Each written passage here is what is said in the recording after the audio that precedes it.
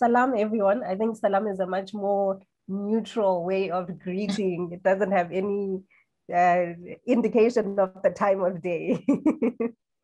I hope everyone is doing well. Welcome to the fourth session. I hope everyone can hear me clearly. I think Helen mentioned earlier that my voice is a little light, soft today. But I hope the sound is fine. So welcome to the fourth session. Thank you, Saba. Welcome to the fourth session. We have had, this is our fourth session. So unfortunately, it's the last session of this series. I don't want to say it's the last time we'll ever meet again. It's the last session of this particular series where we have been looking at Eritrean civil society organizations. We have been looking at how to develop their capacity, and we have been looking at how to provide more information and share information amongst each other on how to develop and create a civil society space and to create robust civil society organizations. So that's what we have been doing all along. We have looked at some of the challenges that different civil society organizations are having. We have looked at some of the challenges, the institutional challenges that civil society organizations face. And so to tie all of this up today, we are going to have a discussion on the use of social media. How do we get our work out there? How are we sharing the work that we do? How are we reaching out to citizens out there? And then in addition to that, we're going to tie up this four-part series and we're going to look at a way forward. Where do we go from here with all the information that we have gathered so far? So that's the agenda for today, looking at social media. How are we getting our work out there? How are we sharing our work? How are we reaching out to other civil society organizations, but also to Eritrean citizens, despite the limited internet connectivity? And then the second part is, what is the way forward? How do we help each other move on from all of the lessons that we have learned so far?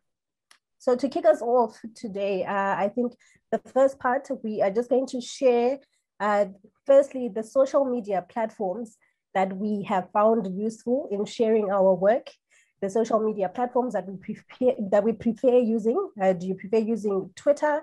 Do you prefer using Facebook? A lot of people are on Facebook, and that's a much cheaper way of communicating.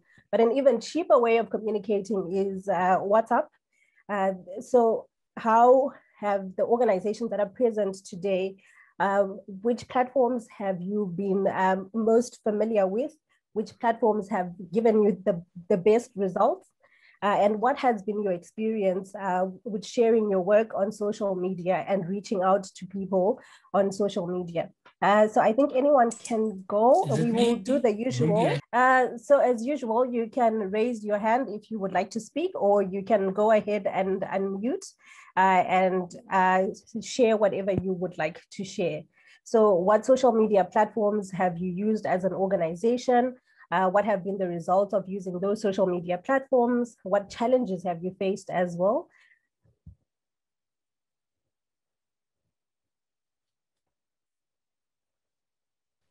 Well, to kick it off, I can say I think what we use for EMDHR is Twitter and Facebook, but Twitter is really useful.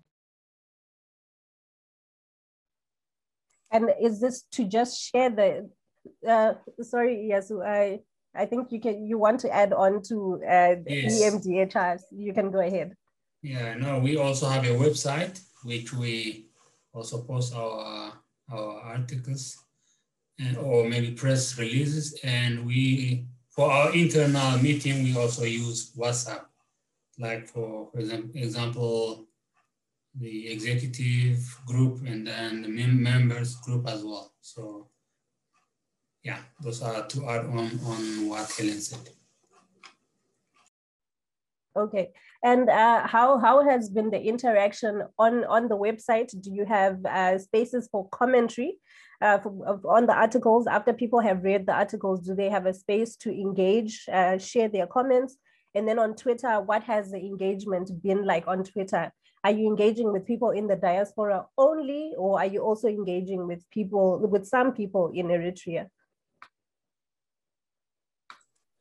Okay, on the Twitter, it's mainly in the diaspora because people in Eritrea don't have internet access penetration is very low. I think there have been times when there has been access from within Eritrea, but that's kind of the exception, not the norm. So the vast majority, 98%, would be outside of Eritrea. Some of it could be, a lot of it could be in Sudan, surrounding countries though. So there are a lot of Eritreans that engage from other parts of Africa. Thank you, Helen. Would anyone else like to share? George, I'm so sorry to put you under the spotlight, but would you like to share your experience of social media, the platform that you have used?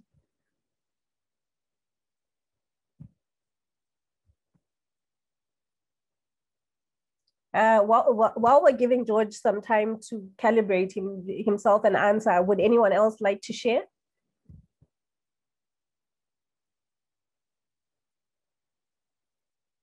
If you can just repeat what the question is, sorry. Okay.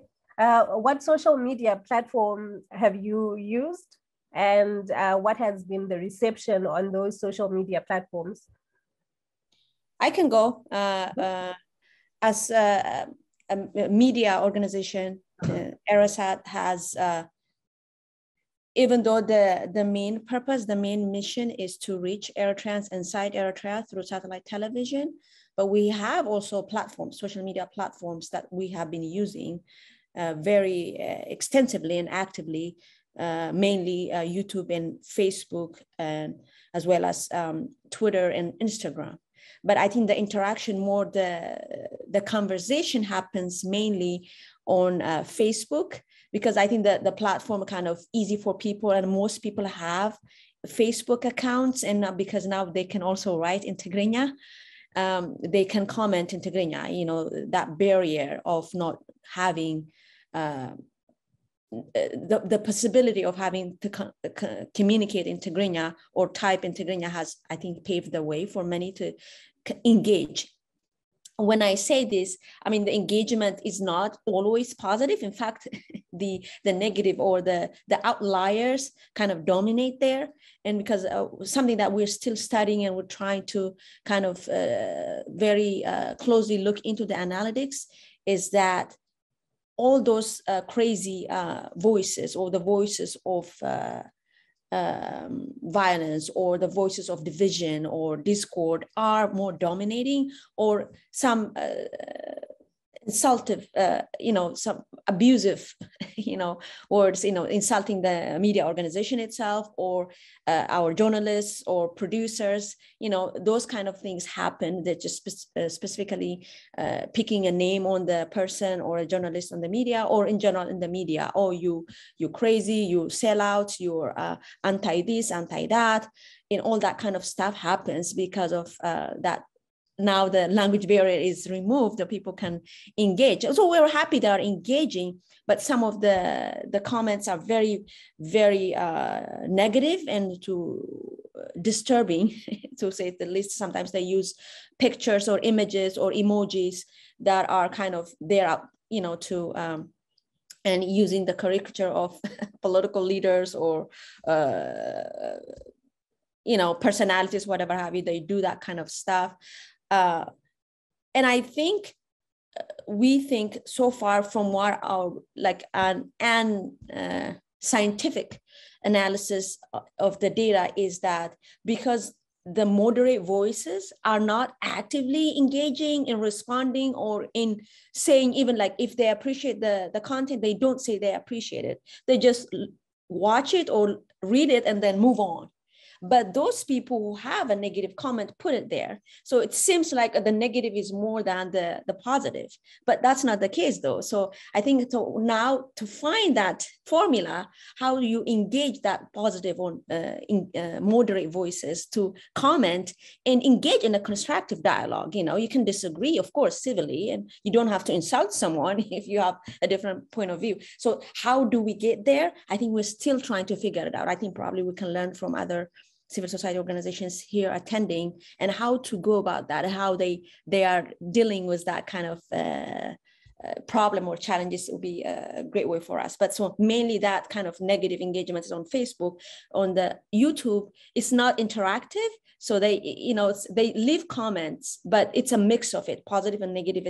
It's kind of almost balanced in YouTube, but on Facebook, it's been a very negative. Twitter is almost none. It's just because Twitter is kind of a whole different level where people watch it or just like it, and sometimes they comment, even tag us. For example, now by the way, while I'm at it, let's follow each other on Twitter here. Those of you guys who have Twitter or accounts, let's follow each other. EMDHR and ERISAT, they actually, we follow each other and we kind of share, actually tag each other when common areas of interest. So yeah, that's my input here. Thank you. Thank you so much, Saba. And I think it would be great if everyone could leave their social media handles in the comments section in the chat box so that we can all follow each other, like Saba suggested. But Saba, just a follow-up question on your contribution there. Do you have a social media officer that is always monitoring the interactions and engagement?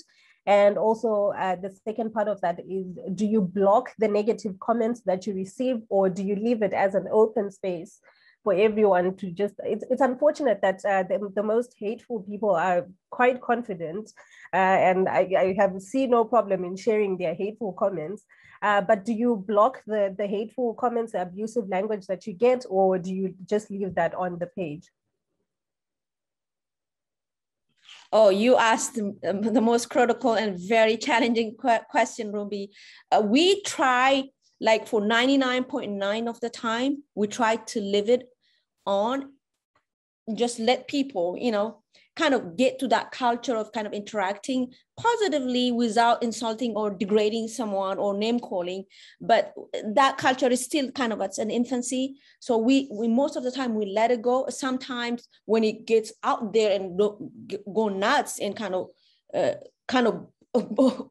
gets overboard, we hide it.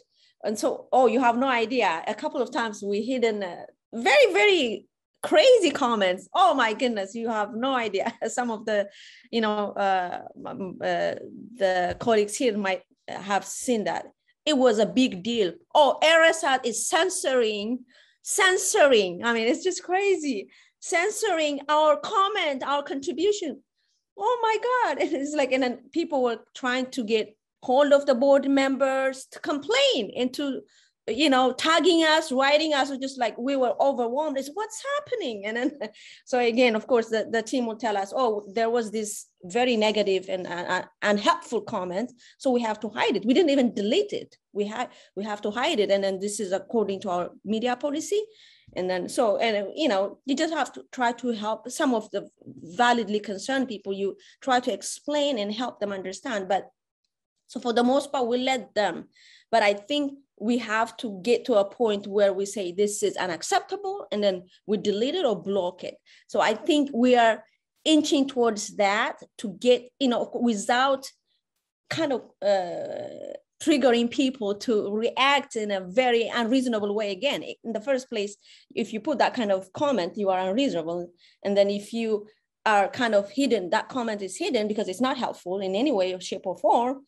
And then you're complaining, though there is some kind of negotiation that needs to happen. So we are in that negotiating space, but for the most part, we let it there and kind of let people see and kind of engage, let somebody else comment on that, say, hey, what are you doing is unacceptable. And it happens sometimes. It's rare, but sometimes people say, hey, what are you saying?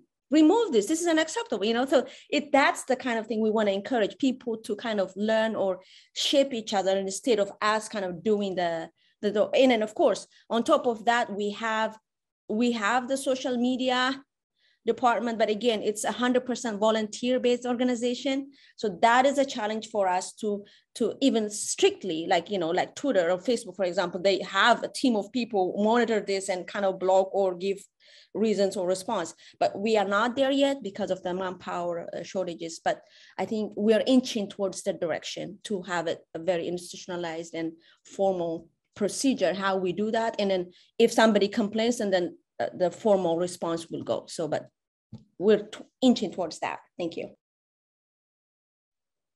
Thank you so much, Saba. I think it's a very delicate balance of trying to not fan hateful comments, but also to promote the right to free speech.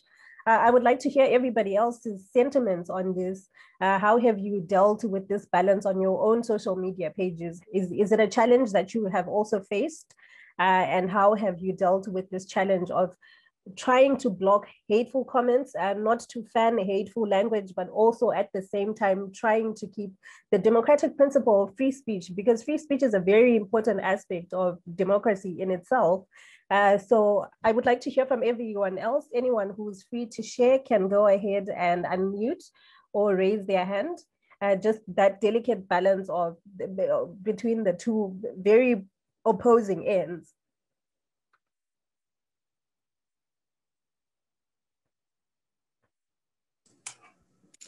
Yeah, if I may go. Yes, I remember at some point, I don't know, maybe how many years back, there was this gentleman who was always, whenever we post something on our Facebook, he was always like, he's a pro-government, he has a pro-government stand.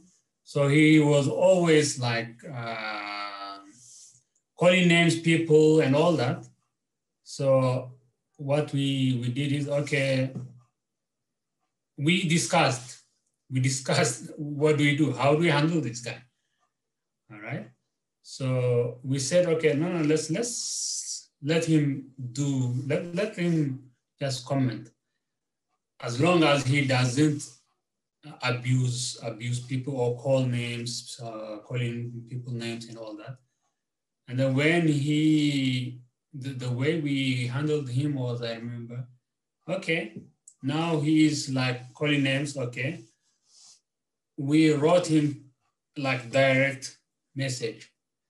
Please, because of this and this and this, you are like violating this. You can comment whatever, but if you do this again, we will remove it. And then he didn't adhere to our advice. And then the next time we had to block him. Yeah, that's how we handle it.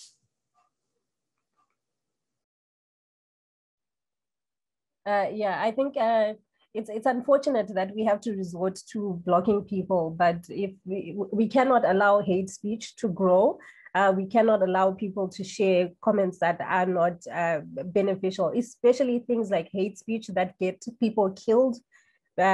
We cannot allow those comments to continue. So I think also it's quite interesting to hear from the organizations here that they use internal methods of control. I thought maybe someone was going to share about how they use the social media platform as a way of control.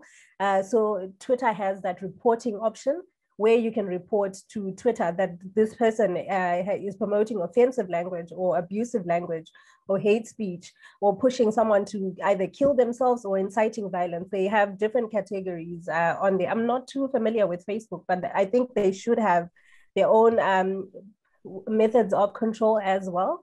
Helen, would you like to comment on that? I see you've unmuted yourself. Yeah, where we have had people, trying to incite violence, then yes, we have reported it to Twitter because, our platform is not there to be abused.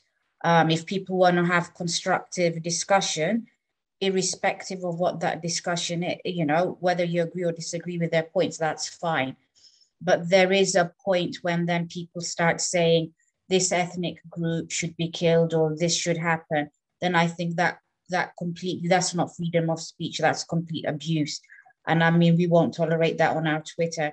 I would say that because of the refugee situation of Eritrean refugees, and it's being reported, and because of the attention that it's gaining on social media and elsewhere, I can say that we've probably seen a rise of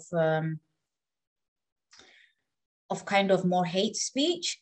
So, obviously we will try and have a narrative so that some of the things that I've seen, especially on Twitter, is people use language so that you get into an argument with them and then they kind of dictate the narrative.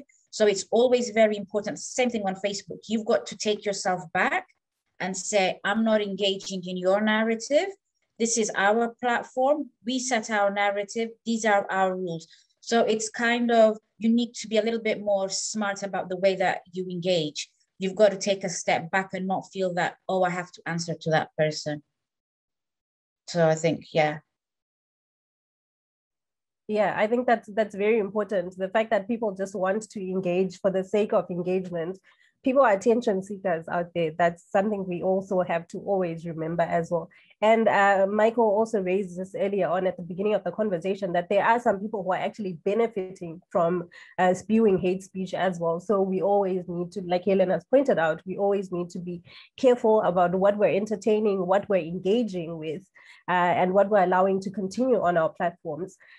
Before we move on from the social media aspect, would anyone else like to share anything?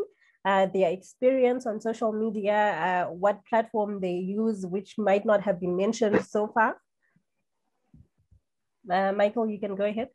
Yes, I think what normally also very common is that, for example, there is a common occurrence is also character assassination.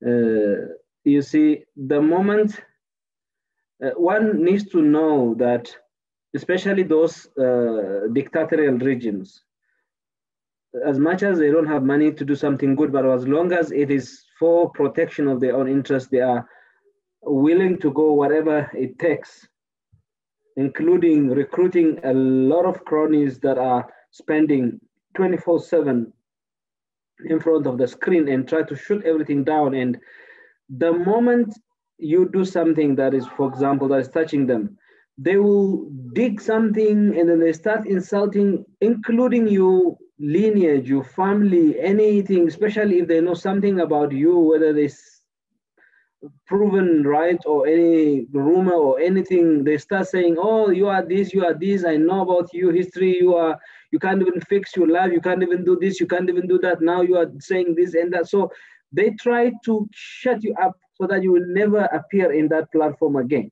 So also, that is, I think, some of the experiences one can talk in social media that so often occurs, as much as it might not have happened to one, but you see, for example, somebody being character assassinated is a very common occurrence, those kind of things. So we must, in addition to being people having benefits from those kind of things, we must also know that for many people within the system of dictatorship, it is a form of employment. Thank you. Thank you so much, Michael. That's very true, especially in areas where there are high unemployment rates as well. The youth have nothing else to do. Yeah, there are people who actually spend all of their time shutting down anything progressive that is being passed on the internet. Yikelo, you can go ahead. Hi, Rumi. So with BADC, we've been utilizing Facebook to reach out to our constituent. That has put limit to the kind of demographic that we can reach to, because majority of the younger population have moved away from Facebook into other platforms like Instagram and other ones. So that makes it really hard to reach the, actually the core focus that we want to reach to. But another thing that I want to mention is that what Sawa said was that there is this campaign by the state, right, to spam the social media pages. Especially one question we should ask is that, are those comments or are those engagement even organic? Are they even real humans behind them? Because if you notice, majority of the contents is very generic. Like she said, they use GIFs, they use images and all, just because it's a lot easier to automate it, because it is a lot harder to synthesize. It's almost impossible to synthesize content in Tigrinya currently, just because there is not tools available. So they use GIFs and images to compensate for that. So I think as civic societies, we need to address those. And if you see even the content that they put in there, even the written words, they are very generic. You can use that to any post that the social media or the civic organization post. I especially did look into depths when one specific video that ERISAT released criticizing the artists that were siding with PFDJ. And if you look at the engagement there, it is all very generic and spammy. It's automated, it's not organic. And I think the intention for that is to bury the real organic conversation. It's like when an issue is raised, the space to discuss it or to start that conversation is there. But one of the tactics they use is they spam the whole content in there so that the good content or the conversation starters are buried, and that whole conversation just dies down there. And as civic societies, we should probably be collaborating in this like issue and try to find a solution, because it seems like it's a common issue that all of us are facing. Thank you so much. Thank you so much, Ikelo, for bringing that up. That's a very important aspect as well. The issue about spam bots. I think it's a $1 billion industry at this point. You have people that are using automated machinery and Autobots to spam content, to flash out anything that is productive on the internet and to spam with their own views. So that is a challenge also with using technology now, especially with the advent of the fourth industrial revolution, artificial intelligence. I think, like Ikelo said, we need to collaborate more and work together more, because we're going to see a lot more of this as we become increasingly automated in our daily life. So I think that, thank you so much, Ikelo. That was a very important point to raise as well. Would anyone else like to share their social media experience before we move on from this? Just to give you, Carlo, a very good example, that yesterday some of the orders that I did online for some supplement didn't came, and then when I started to follow up with that online store, and to my surprise, I think a robot was who served me. You know, they asked me, can I help you? And then I said, yes, I've got the order. Can I please have your order number? And then I just typed the order number. And then, you know, eventually then I said, would you like to speak to a human? And then he said, do you like to speak to a human? And I said, no, thank you. So these days, I think these are the simple, that Ikalo put in, I think this is the way the technology has advanced. I think that is just a very mild way of putting it. So yeah, jamming that space with scam messages is, I think, is a very common occurrence. But do we have the level of education or, I think, intelligence to identify those things? I think that is where one needs to work as civic society in terms of informing and educating society how to make a distinction between organic conversation and conversation that are specifically designed to jam or scam a normal civilized discourse. So thank you. Thank you. Thank you so much for that, Michael. Heiko, you can go ahead. Yeah, thank you, Rumbi. Hi, everyone. So I just have a feedback on what Dr. Saba mentioned earlier about ERISAT. I know ERISAT is very active on YouTube and Facebook. There is an account on Twitter, but it's not as active. So I was actually thinking about this, and we were discussing with other friends last time. I do think if there is a dedicated person who manages ERISAT Twitter, so then they can have a clip of the whole video, for example, a short clip, and then add the link to the whole video.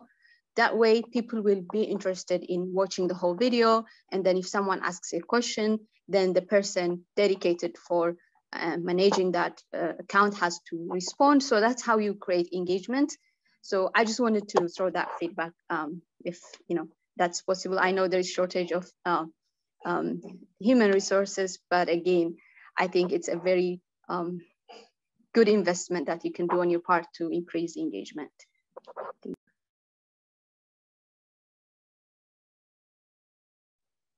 Thank you. Thank you so much for that contribution, Heiko. And I'm not sure if you saw, but Saba indicated that she's taken note of that contribution. Yes, I saw that. Great. Mulu, do you have anything that you would like to add? George, I'm not sure if George is back.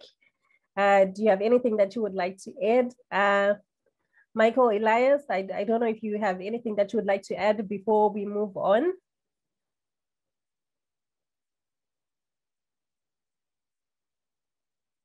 Okay, I think a conversation is never completely closed off. So if you do have anything that comes to mind later on, I think Mulu, you just unmuted yourself. Yeah, I did it. Can I speak in Tigrinya? Absolutely. Please? Absolutely. Okay.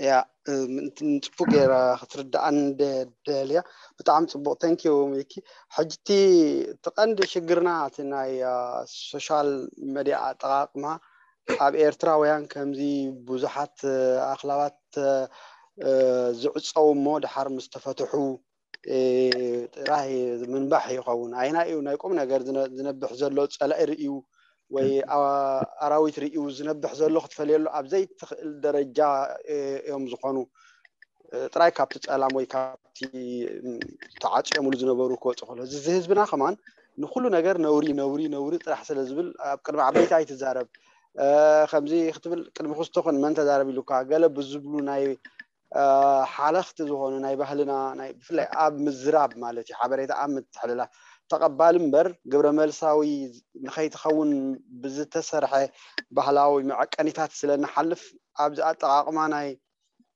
مرة خبيتات حفاش أبزي ناي فيسبوك بلو خالوت مرة خبيتات بلو زلنا تأجم كابزز بقص كوينيش مع نتأنكي ناي كله تأجمنا مالتي كالعايز مت أبز قالس مالتي سبات نفس الاستيم قالوا توم حنتي بلبهم أمينهم لو تخمسوا ليتنك أترنز سعرو كونه لو توم حنتي قبل لاجات زلوا يوم أي مستي سئلهم بق أنا نزمت ننزبق على حسابات كبور كوكو تزحزنك ولا خبت على أخذ زيت لا أخويهم جن عمل كوينوم نتي بق أطراي متصراف ولا حنتي نايت على أخذ تعرف تقبل أخا قالت تقبل أخا بروباغندا تقبل أخا كله تقبل أخا نايتهم أب مسألة أخا يلو مسخا يلو جن مونغو صرف له ساسا كأنا نايت حيل نايت باجت زتعاتقة ناي هاجر تجا أم كل خال نزوم كنك على صحيح نبل زلنا زوعله زتودبه كم مقنن ويكم أسبيزا سومون ورحي كلتقنا معلتي كحد وانون ساعات زوها بنا ممرحي أبو شون كلل كم نبلن نعو خم نكات عن زجبري أبز ما أن كنت إذا خينا إنا توم حكتات زحزنا تقالستي وي تتابع سبعة مسألات مسألتي وي كم ودبات مسألتي كم فاونديشن اسم مسألتي زيوم تحنجتنا حبريتات تحنجتنا نبي بس إحيو زبلنايو أنت بفيسبوك أنت بتويتر أنت بإيميل أنت بواتساب أنت بقلا جروب أنت بماسنجر نقول لنا مايتي أنا خم تمكري أبزين أي مرة خبيثات كابز مت بلك عن ناتي أكاونت فاتيرة كسرح كابز جمر حامشة عمتي زلوا مسكرم تقدميو ولا بإيرترا فيسبوك إشتو فتينا نيرجن كنتي زخونا يخونن أب أوروبا مسمت أخو مستقبلوني يوز الجمر تحريو فيسبوك دارجا بزوحات محاجتي عرختي مهارتي بفلاك أتوم أب يونيفرسيتي مرات فالت صوات كم تنفع فقيها لو نايجزار سكون تشمشعو ساتهم مسريتهم ونابز أنحو دبنا ويكلاود آتينا دحر أبت فيسبوك لايف بموسع بزح عبريتات إلاوات نيرة حدا قرب فيموس كونز بلا جت على النمالة بزيناي فيسبوك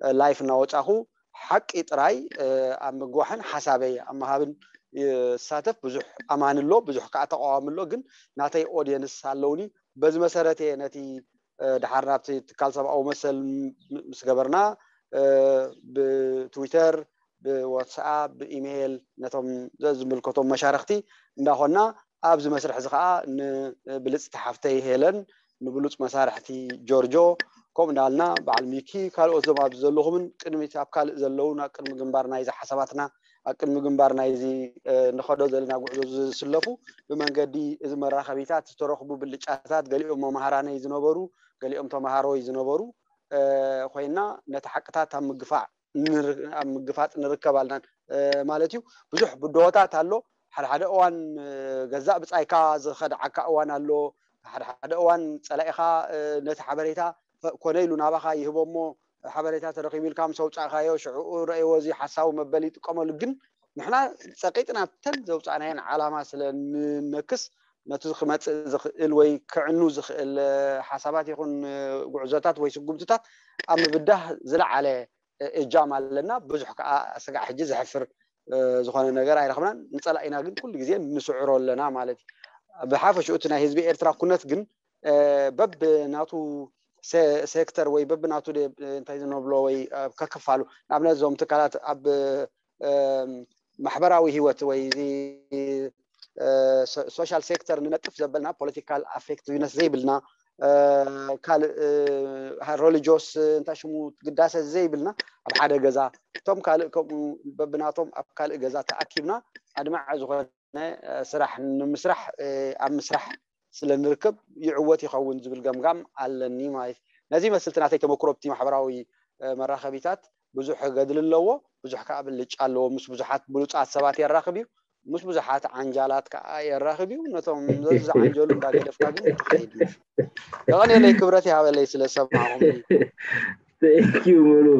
I think what Mulu just gave us a mouthful is a handful of experience, but what I liked about his presentation, let me put it that way because it was a hell of information. So was that he started off by telling us who we are actually.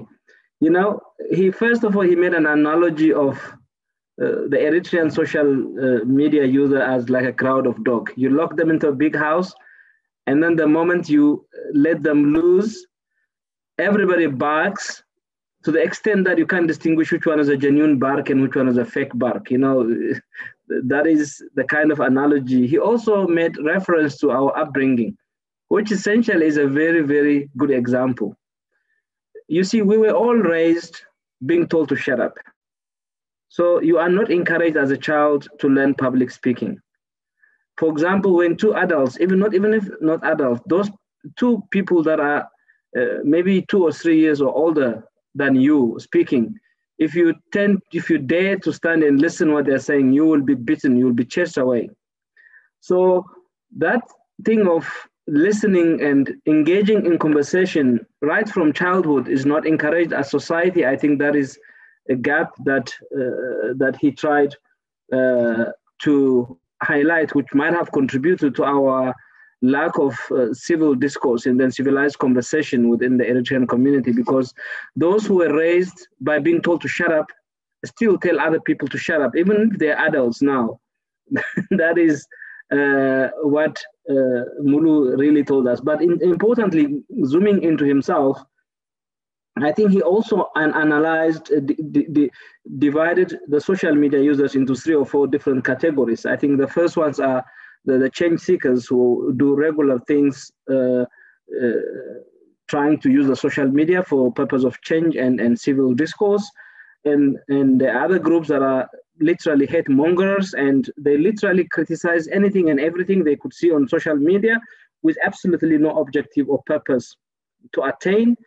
And the third group is an anti-change group that is well paid and equipped, that is actually there, like the ones we say, the paid people that are shooting every idea that is liberal and the thing. And the fourth group is something like himself, where irrespective of what you face, you stand up by the challenge, and then you always work without being discouraged to be the positive change maker, and you equip yourself with everything that you can, and you continue to fight those who are trying to undermine social justice and etc. etc. So within those categories, he also emphasized the importance of your social circles. For example, he made reference that when he came to Europe, what actually allowed him to quickly get his footing was the fact that he was able to join an existing group that are former university students, some group of people that he have known in the past,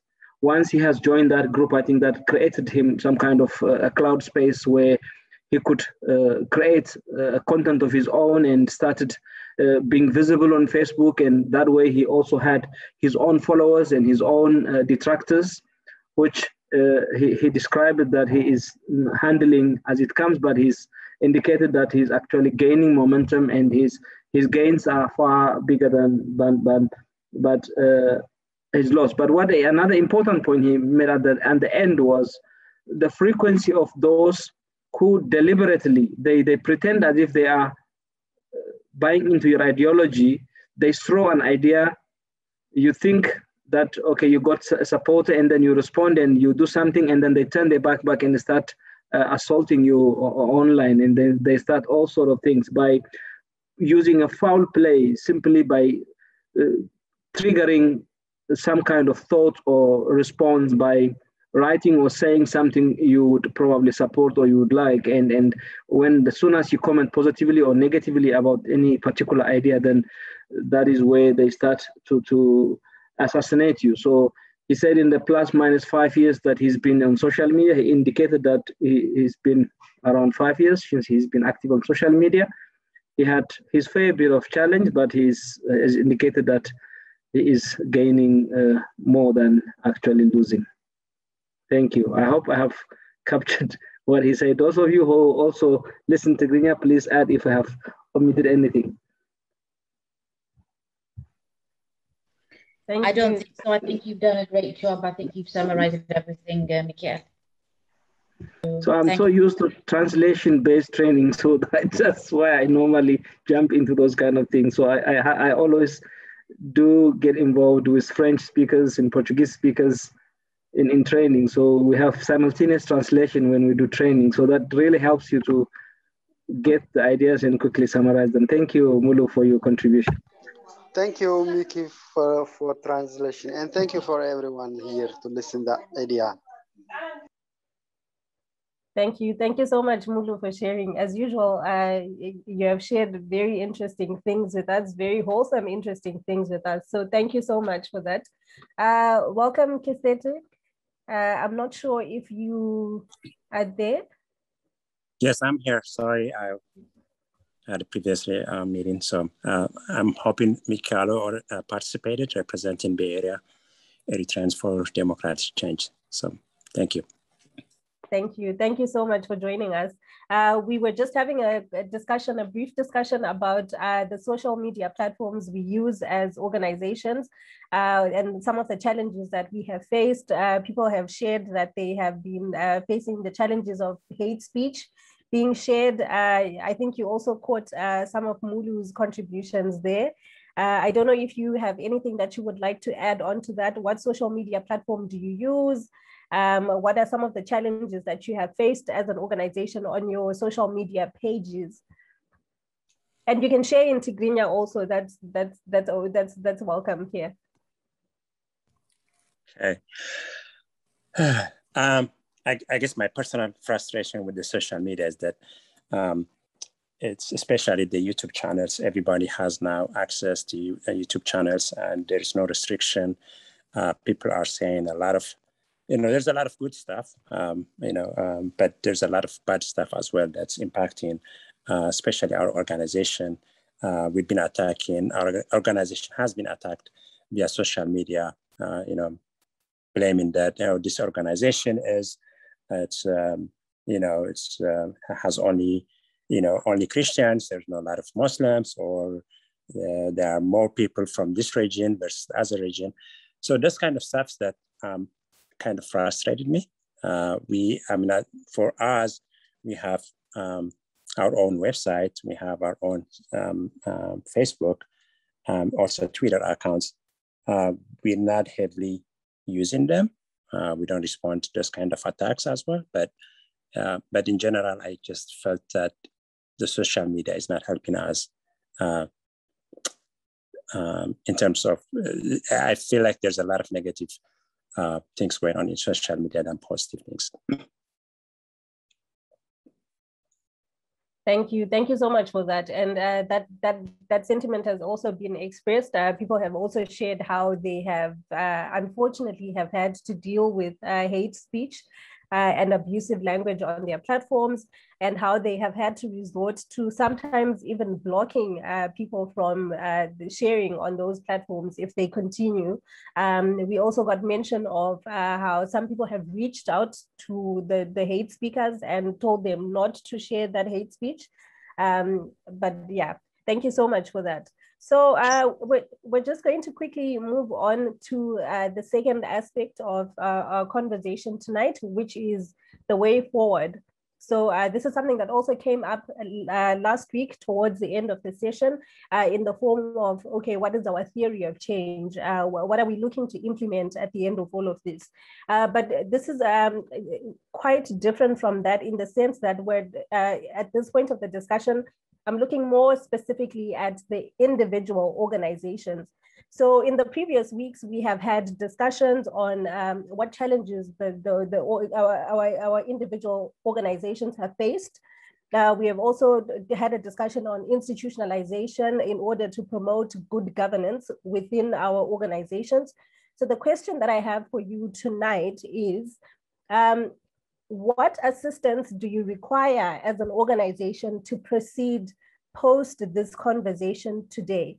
Post these past conversations that we have had, what sort of assistance do you require from the organizations that are here today? And also just from the individuals within their own individual capacity, what sort of support do you require to move forward with your personal mandate as an organization, but also as a civil society organization trying to promote a civic space in Eritrea? Anyone can share, anyone can go ahead. I think maybe just to get us started, I hate to pick on people, but anyone can go.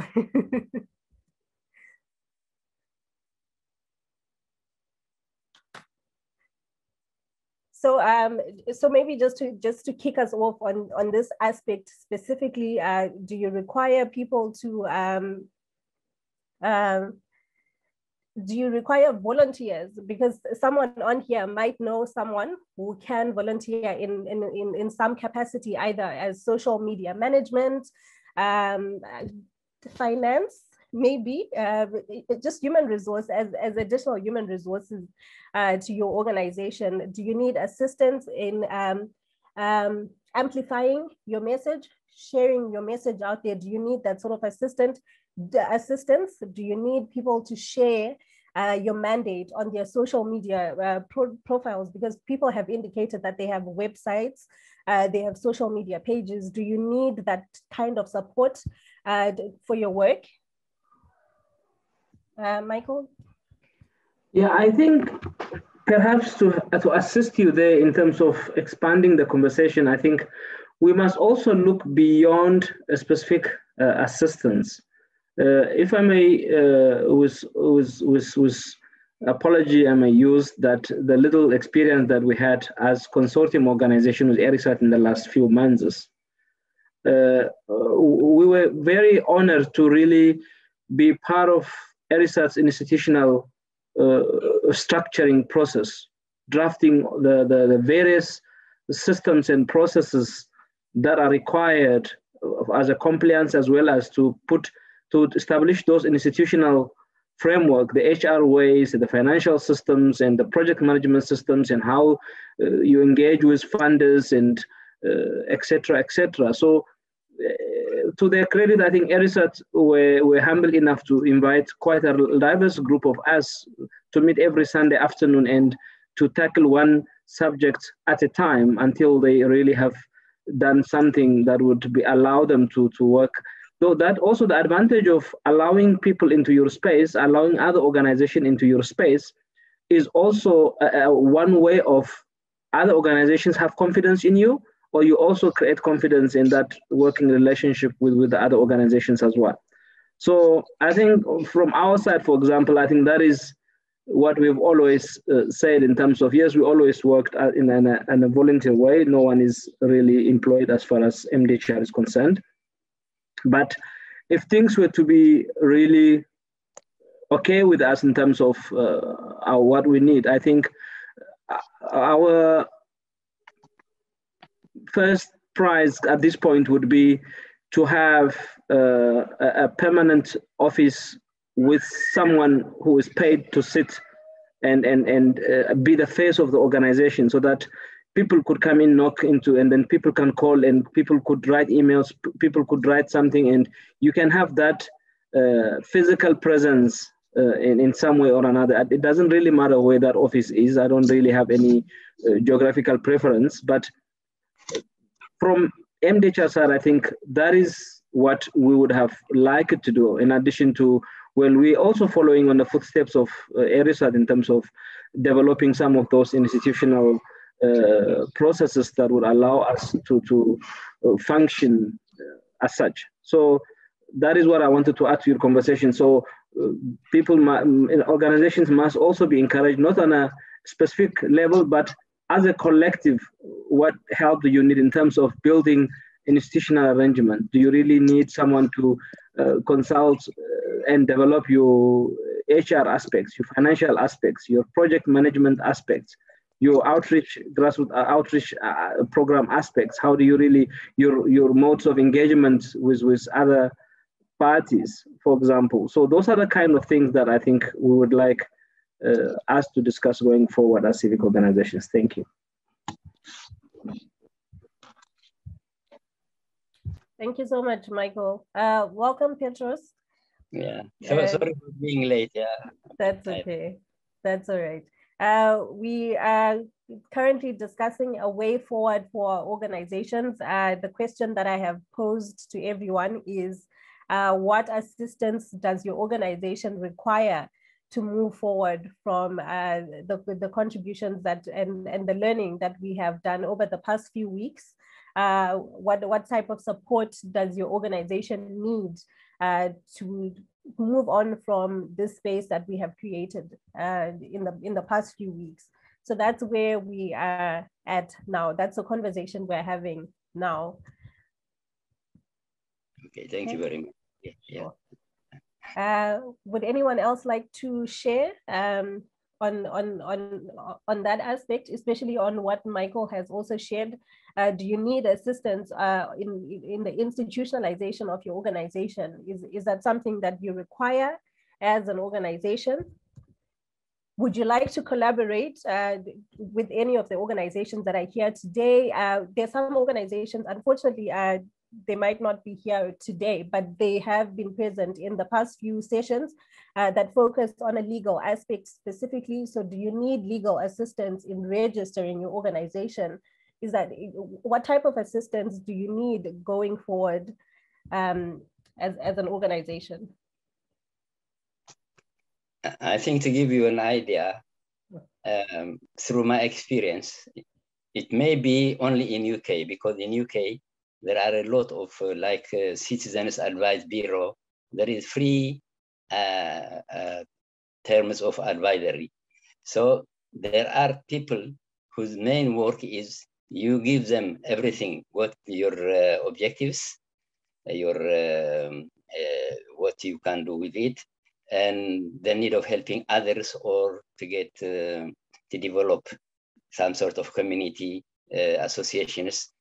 And they really see to it that in terms of legal, is there a way by which you can get not only advice, but you can ask for financial help.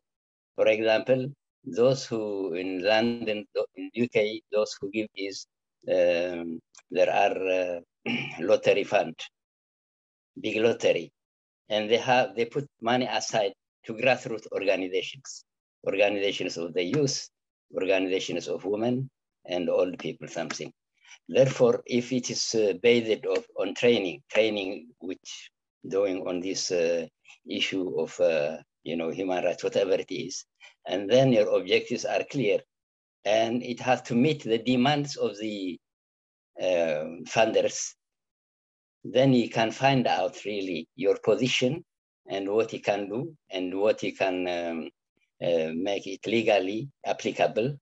So this is kind of, because we Eritreans don't really talk much among each other, than go into the wider world and see what is, available for people. So I think we need to ask for legal advice wherever it is free. Yeah, thank you. Thank you. Thank you so much for that, Petrus. I think that has benefited anyone who is in here, who is also based in the UK. Now they know about the lottery fund. And I think this is the whole reason why we are here today, to learn from each other. This is the reason why we have been meeting the last few weeks, just to learn from each other. So thank you so much, Petrus. Would anyone else like to share? Are we shy to share some of the challenges that we might have as organizations because we do not want to seem like we have bad governance, or we do not want to seem like our organizations are weak and not organized? That's not the case. This is an open space. We're all here to learn from each other. So please don't be shy. No one is judging anyone here. If anything, we all want to learn from each other. So I would like to encourage you to share. So we have different organizations here. Like I mentioned earlier on, we have ERISAT as well. Do you need assistance in broadcasting the work that you are doing? That's something as well. So if anyone would like to share anything. Yes, you can go ahead. Yes. I think if I'm going to talk from our experience, even Saba also mentioned about similar challenge that they face. Usually we operate as volunteer organizations. So we do our volunteerism or this activism in parallel with raising your family, having work, having education, and all that. So it's not easy, okay? So and then, all right, then how do we function? How do we become more effective? So that is the question that we need to ask ourselves. So, okay, then maybe the first thing is, I think as organizations, maybe we should understand, okay, what is our core business? Each organization, if we ask our core business, and then can we do this with the resources that we have?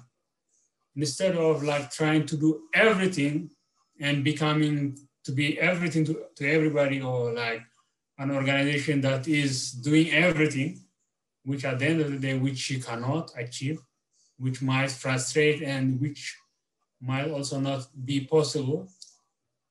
So maybe I think what we might need, I think, is to look at, okay, what do we do? What is our core? And then let's do this properly, and then we can add on that and build from that, instead of like trying to be like a big organization which have the answer to everything, which we can't. So maybe let's I think trying to focus our priorities, having priorities properly. Yeah, thank you. Thank you so much for that. Yeah, so I think that's quite important to know what your mandate is, what your target area is, and also what audience you're looking to target and engage with as well, and to set up those parameters for yourself as an organization. I think that's very important. Yeah, so thank you for that. And thank you also for pointing out that not one organization can do everything. I think there is space for any and everything to continue. And I think at the beginning of the sessions, we had a women's organization, we had a literary organization, a writing group, in the form of Pen Eritrea, and also so we have different groups. We have media groups, we have refugee groups. I think that's quite important as well, just to illustrate that not one organization can focus on all of these things by itself. You need to have a particular vision, a particular area that you want to tackle. And also just to add on to what Iyasu has said, I think there's room for collaboration as well, so that our efforts are not repetitive, so that we're not repeating the same thing over and over again. It also shows a bit of a disconnect in the civil society space that we are trying to create if we have one organization doing the same thing and the other organization coming as well to do the same thing. Whereas it would be better if we just collaborate and have the two organizations collaborating and working together on a specific aspect as well. So I think that's quite important to point out, that we need to collaborate more. We need to build capacity amongst each other as civil society more. Heiko, I see you have your hand up. Yes, thank you, Rumbi. I think I also want to really emphasize on collaboration. Personally, as Qolahta Kids, it's a group that's focusing on kids, and I'm really hoping to whatever projects we come up with, that individual community centers to implement it in their community centers, and then we can have like interconnected simple programs that focus on empowering kids. So I would start with, for example, we have like a not Facebook group, a WhatsApp group that is created, the Consultation, Civic Organization Consultation group. So it can start from there. If, say, for example, EMDHR has an initiative, and then they share it with us there, we help with promoting it. So we help each other in promoting our individual initiatives, campaigns, projects, what have you. And then that's how you build partnerships. Always there is power in numbers, in the impact is bigger when more organizations, groups are involved. So that's something we can do very easily. We can use social media platforms or our networks, our connections to pass the work. And yeah, so I just wanted to emphasize collaboration is really key. Thank you. Thank you. Thank you so much for that, Heiko. And I absolutely agree with you. And I think maybe another suggestion, which people might think is old, given that technology has moved on, I think that maybe we can add each other to our mailing lists. And so that once we have a campaign going, or we have an initiative that we have started, you send that out as an email to everyone who is present here today, so that they know what you're doing and they can support you. They can give you a shout out on on their social media pages, on Twitter, on Facebook. Also just to tag each other. I see a few organizations have added their social media handles, so just to tag each other as well, because that, like Heiko said, there's power in numbers. Yasu, you can go ahead. Yeah, thank you. I just want to add on the use of social media for our advantage. Cassette was mentioning about the negative aspect of it, and then it can be very frustrating, especially in our Eritrean community. But we don't have any other option. We don't have any other option. We have a tool that can be used for good or for bad. So as this civil society consultation, or as a group, maybe one thing that we might need help with is to have some kind of training in how better or effective use of the social media. So whether we like it or not, we have to use these tools that are at our hand. So, you know, the thing, yesterday we were discussing about social media is like all the voices, the good voices, even I think Sarah was mentioning about it, all the good voices are drowned by the negative or the bad voices. So in this kind of environment, I think we have to be very, very strategic and creative. Like there is a saying in our in Tigrinya, we say it means instead of like running all over the place, you have to like stand at a very critical position or like critical place. I don't know, maybe someone can translate it better, but anyway, what it means is be very knowing shortcuts to get what you want. Yeah, exactly. Yeah. So what it means is, what we need to do, I think, is we have to be very strategic in how to achieve our goals. And then in that regard, maybe we need proper training, like marketing. We can learn from marketing. People from marketing any advert in a TV, they don't do it once. They have to do it all the time so that you learn it without even paying attention. You learn the sound of it, and then it becomes part of you. So I think maybe that is where we need some kind of proper training and having strategies. Thank you.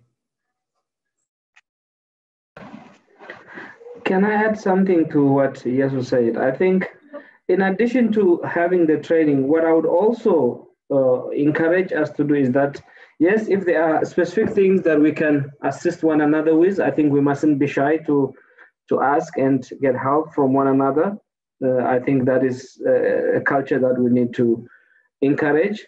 But what I also would like us to do is that now, for example, in this conversation, as much as our numbers varied from one session to another, I think I have observed that close to 15 different civic organizations took part in these consultation sessions that we have done.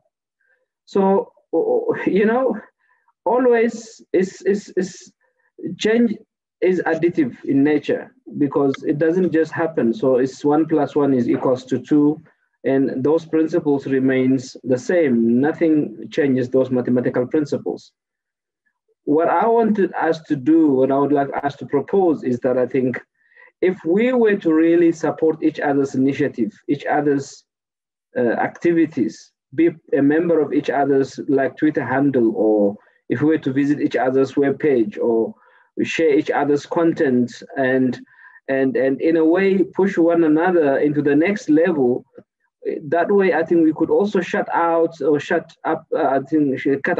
some of those negative energies. Some people might think that, okay, these guys are maybe too strong, and this group is too big and too strong.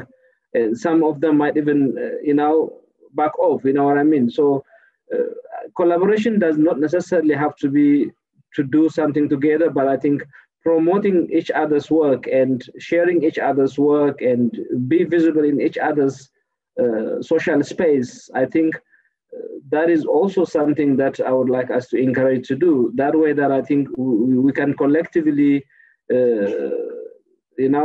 push down the negative voice out of our system, and that would obviously encourage the positive voices to grow bigger and bigger. And that way I think positive outcome could be achieved. Thank you. Thank you so much for that, Michael. Heiko, you can go ahead. Oh, sorry, I didn't mean to speak. Oh, okay, that's fine. Petrus? Yeah, okay.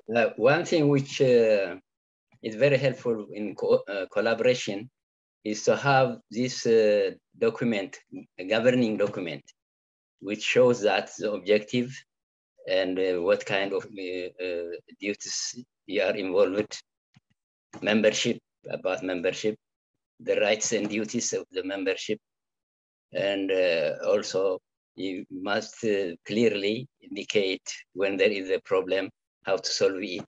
Therefore, now we are based completely on constitution or legal basis. So this gives the institution some strengths, institutionalized. Then you have to look into other organizations which have similar objective and similar motive. then it becomes very easier because you can easily exchange your governing documents, or sometimes you call it the institutions. And then based on that, and membership, you can say what kind of people can join the membership. They join those who would like to work on that, to agree with the objectives of helping or doing some very community work. Therefore, this kind, to put it in words is very important. And then this one is when there is disagreement among members, and then you always go back to the governing documents. So this strengthens the institution. Therefore, with those people who have the same, more or less, they don't have to be exactly the same, but more or less, then you can collaborate on the things which you really agree. So that's my input, I think. Thank you very much. I think that's very important as well. So thank you for that important contribution, to have a document that sets out, a governing document that sets out what you're doing. How do we resolve conflict if ever it arises amongst us? How do we push this work forward? What is the vision? What is the objective? I think that's quite important as well. So thank you so much for that, Petrus. Does anyone else have anything they would like to add? Yeah, I just want to mention something. Mike mentioned that I guess he would like to see an office for their organization. We had an office for a couple, I don't know, maybe from 2018 to 2020. It was very good. I mean, we had so many activities going on. We didn't have a full-time person running the office. It was on voluntary basis. We didn't have a lot of money, to continue have that office. So our struggle was because of human resources as well as financial. So we didn't have, I mean, the way getting money for the organization were based on the membership. People, they were paying $20, $30 a month, and we were able to maintain that office for two and a half years. So maybe what we need help is that, okay, how do we get funds? How do we encourage the members to make sure that they pay their duties every month? And then again, as the people mentioned, this is based on voluntary. We don't have full-time people. Thanks to Carlo, it was full-time running the organization for 2.5 years. But he was the only person that was full-time running the organization. But for me, my time was after my personal, my either work or family time, whatever's left out, I just help in the organization. So if we can get help how to mobilize human resource and financial, that would be a big help for us. Thanks. Thank you so much. Thank you so much for that contribution. And I think maybe Saba, I don't know if you would like to add anything on here. Michael mentioned earlier that you, as ERISAT, you once provided a platform where people could, where you could all share on funding, on different funding options, how to get finances, human resources, how to set up those institutions within your organizations as well. So I'm not sure if you have anything that you would like to add on to that. Do you see another platform like that coming up again in the future, where people can learn from each other on how they have managed to secure their funding and what other fundraising initiatives they've also taken up?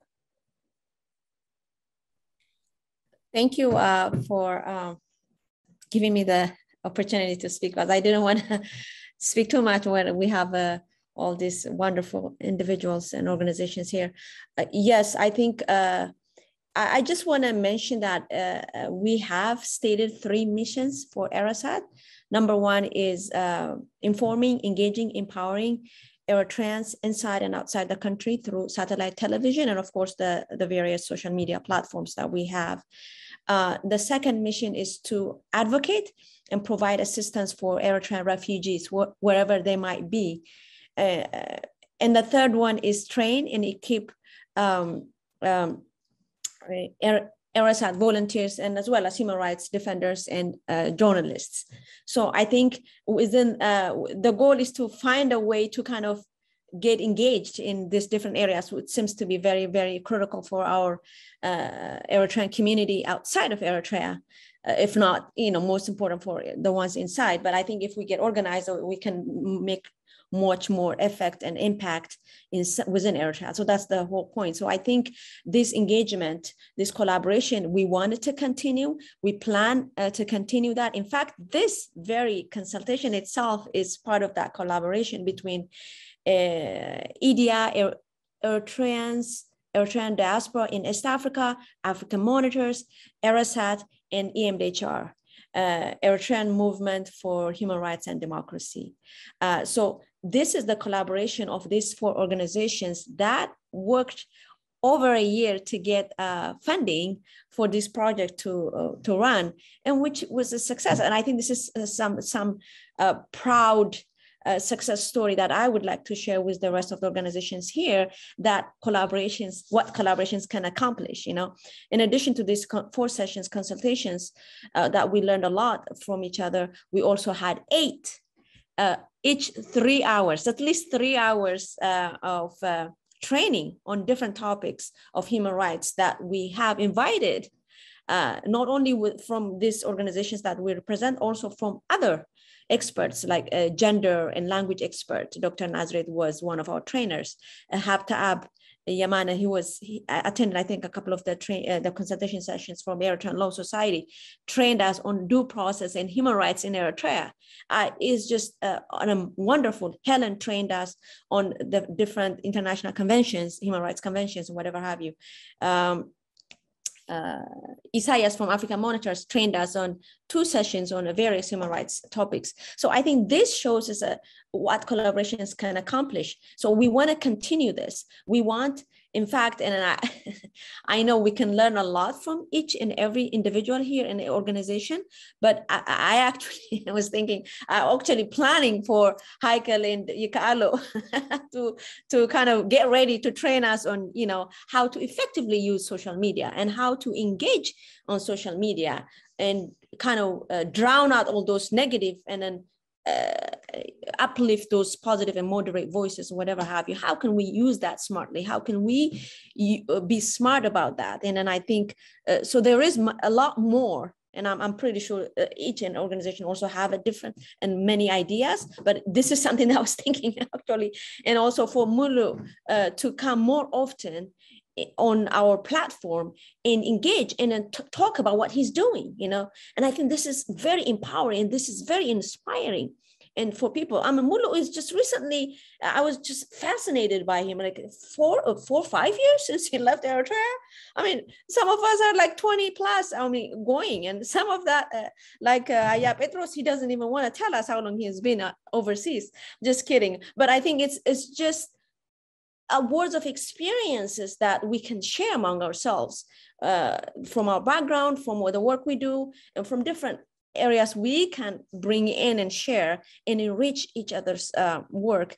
And of course, funding is very critical, absolutely. And institutionalizing what we do, we can do it. And I think ERISAT is the best example to do that. And then we can share that experience and how we can work and invite others to help us. Like Dr. Mike said, we've learned a lot, and they have helped us produce even some of the very important HR documents that we're using for our organization. So we can share those. We can collaborate with any of your organizations that are in the process of registering and making it formal organization in the countries that you guys live in. So I think there is much more room to collaborate and coordinate and kind of exploit your expertise. And absolutely, ERISAT is open to take advantage of that from you and learn from each and every individual and organizations here. Thank you very much. Thank you, Saba Hafte. Rumbi, is it okay if I can just come in and make a comment? Just to add on to what Saba was saying. We're looking at this from the point of view of a pilot project. And so we are hoping that this whole process with the human rights training, with the consultations, there is also a human rights document that we will be doing, and that will be shared amongst other organizations, so then they can train people within their organizations. So we're hoping, having looked at this, you know, the value that these organizations have had, which is why we've got the evaluation form later on, is so that we can then learn from this and then see how we can expand it further. I mean, it's been a really, it's been over a year that we've been doing this process between us 4 organizations, and it's really been a learning journey for all of us. And I think, you know, so it's kind of grown, and I think it would be really nice to expand it based on what we get out of it this time around. So yeah, I just thought I'd add that.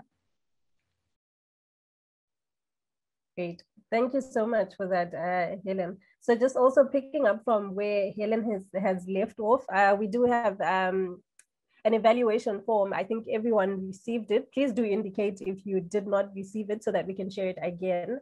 But just on that, what do you think we can do as civil society organizations going forward in terms of consultations like these? So Saba has also touched on the different consultations that they have had previously, also leading up to this particular consultation. How do you see these type of sessions and consultations improving from here? Do you think there's a need to include more organizations? Do you think there's also a need to expand on more topics? Saba has mentioned different topics already, financing, fundraising, human resources, human rights also. Do you think that we can continue with these consultations, and what other topics can we add? What other topics of engagement can we add on to these consultations as a way forward?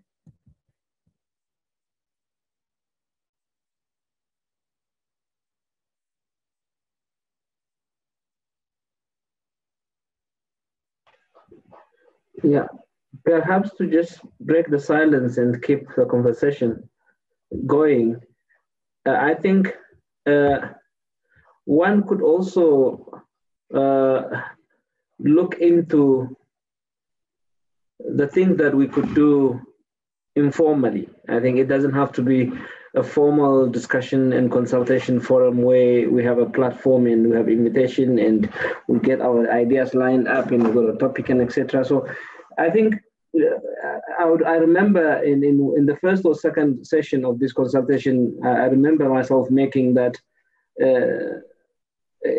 we happen to be, I think, the most resourceful people, but we also are the people who are also the least educated in terms of how we use the resources that we have. I think if you see the amount of expertise and skill sets and the gift of nature that we have as Eritreans, I think it's just immense. I think, you know, it's not really, I'm not trying to brag anything here, but I think if I look into South Africa alone, in each and every state and public and education and research institution, including medical sectors, if you look into each and every institution, the number of Eritreans and the kind of position that they are operating in, it's just incredible. But so often we don't seem to have the tools and maybe the means. I think Mulu described it very, very, I'm still laughing about it, because when we get together, we tend to behave like dogs than humans. I think that is probably what got us. I think we need to break that barrier, and perhaps without formalizing our relationships, if we could learn to really break the barriers and really start pinching each other's mind here and there, so that whichever way I think one can enrich and empower one another. It doesn't have to be institutional, it doesn't have to be through organizational means. I think thanks to technology, we don't really have barriers. So that is, I think, what starts collaboration, for example. I think if you see how we end up having Helen in our organization, it was simple through those kind of engagement forums, and then that is how she is now a key member and even leader of our organization. So I think those informal and formal approaches that we make with one another, if we could just use those platforms and identify like-minded people, like-minded organizations, and be a little bit open. I think we have also mentioned about trust and us being very reserved and being suspicious in our first consultation session. I think we need to learn to be a little bit loose in a positive sense of the term, and have faith in anything that we do. You know, the other day my boss asked me that, you know, I always seem to get things done in a different way, and I have never had any problem in my team and stuff like that. And my boss at the time, I said, Michael, how did you get to do these kind of things? And you work with a whole lot of different people, but you don't seem to have any problem. But how does that happen? And my answer to her was that, no, I allow myself to be exploited. She said, what do you mean by you allow yourself? No, if it's anything within my means, I don't mind if anybody comes and uses my time, my space, and anything that I have. And in the process, I know when I do that, somewhere down the line, it comes it has a multiplier effect, because I might be one person, but if 10 people came and pinched something out of me, somewhere down the line, I have 10 other resources that I can count on. So that is how you plant your seed, and that is, you know, these are the kind of things we need to do, so we can allow each other in each other's space, and allow each other, for example, without being very negative. I think let us not be shy to be exploited. I think we must allow people to use us, even if they don't pay us, even if they irritate the hell out of us sometimes. Just take the positive out of it and let the negative go. And that is what I would like to throw as an advice. Thank you. Maybe I'm an elder after Petros here. Yeah, vibrant and strong and young is better, you know. Thank you so much for that, Michael. Might I suggest maybe even a WhatsApp group as an informal way to just collaborate, discuss, share ideas amongst each other? Helen, I see you had unmuted yourself at some point. Do you have anything that you would like to add? No, I don't really have anything to add. Sorry, I just unmuted myself. But I mean, definitely, you know, with Heiko, I have said that as EMDHR, and, you know, we will collaborate with her, you know, building those tools for children so that they understand about human rights is key, because although we're fighting human rights today, we also want to change the culture for tomorrow. So I think what she does is really key. And I think, so, and we already have a WhatsApp group that we've set up for the participants, and we've begun to have some dialogue going. So I just thought I'd let you know that.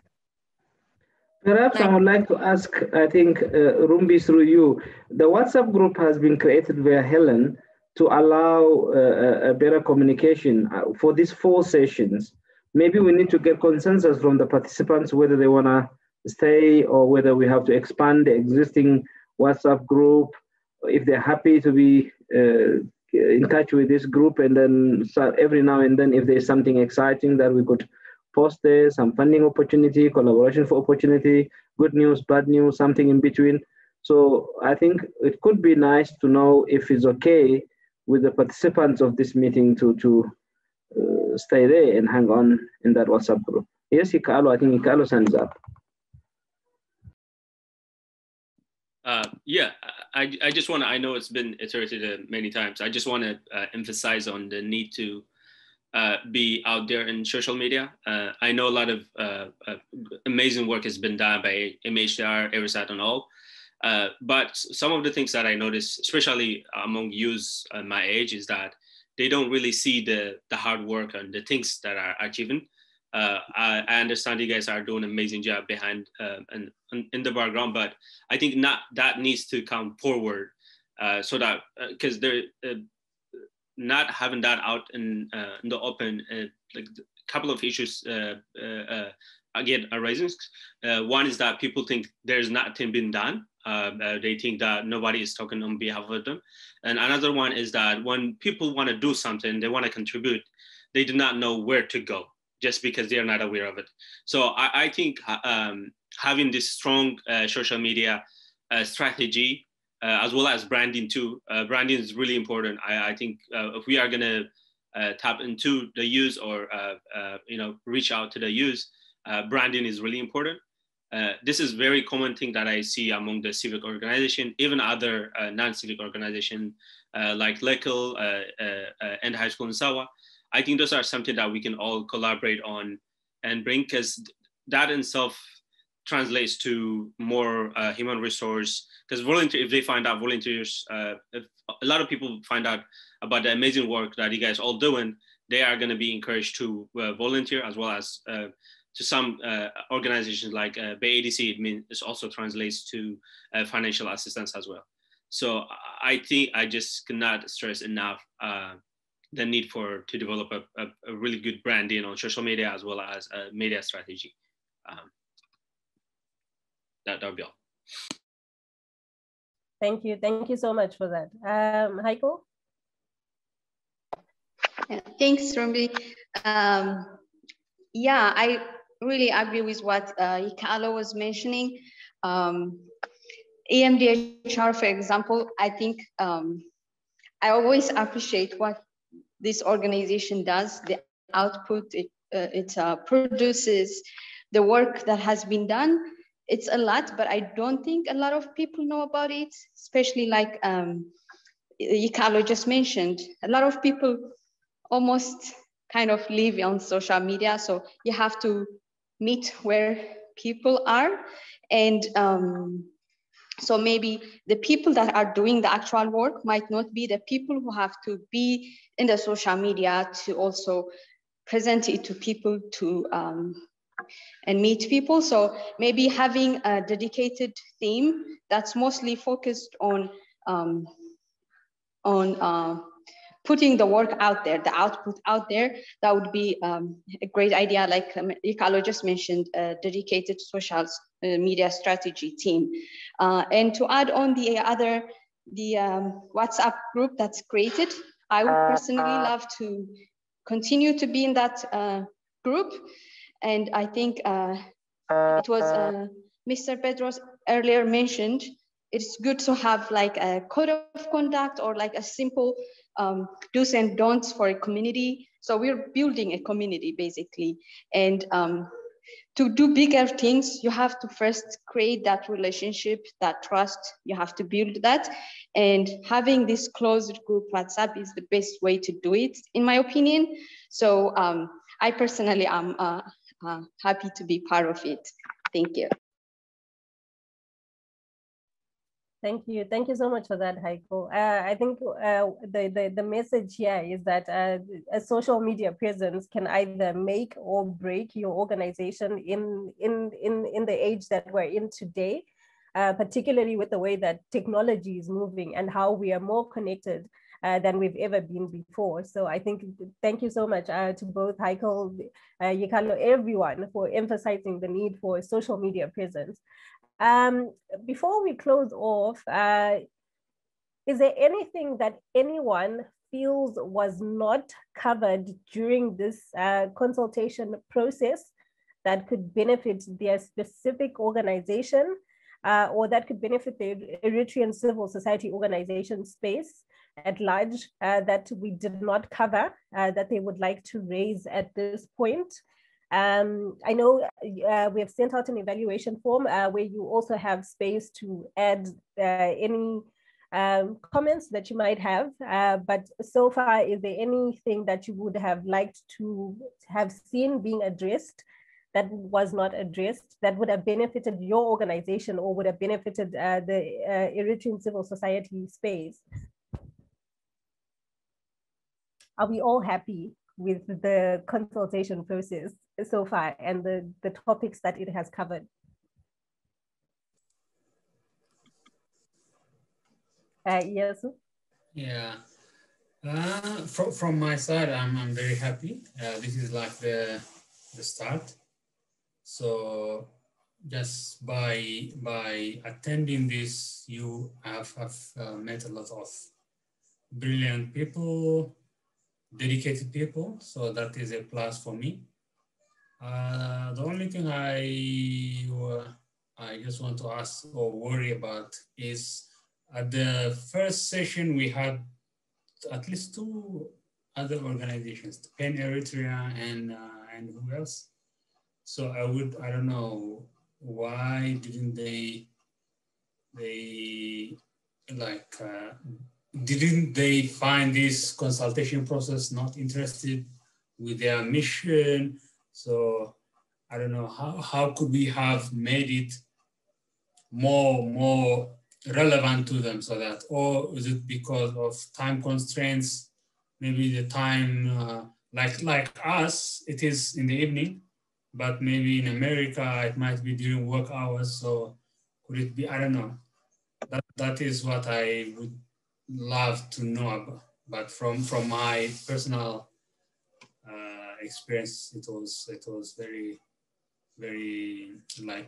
engaging, and I've learned a lot. Thank you. I have also to say. Okay. Petros, yeah. I found it very interesting because, sometimes a good cause could be started by a single initiative. So it